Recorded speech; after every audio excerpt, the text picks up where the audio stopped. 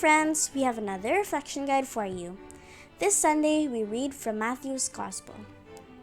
Jesus said, "Whenever two of you on earth agree about anything you pray for, it will be done for you by my Father in heaven.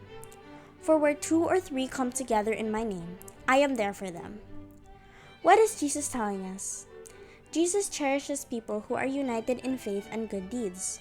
So he promises that when people pray together, he will be there with them. And not only that, he also assures that their group prayer will be answered by God the Father. It is as if it is Jesus who is petitioning his Father on behalf of his people. So do we want our prayers answered? Let us seek others to pray with us for our petitions. Let us be truly united in our petition, with no one half-hearted, with everyone sincere, with all motivated by pure intentions such as love for God and neighbor, and with all asking for a good deed.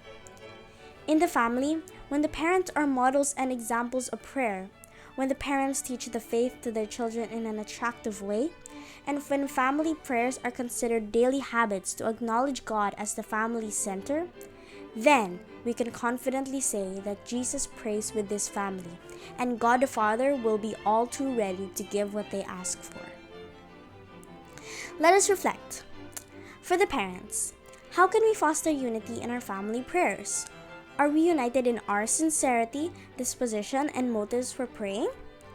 For the children, which family prayer do I like the best? Why? You may pause to reflect.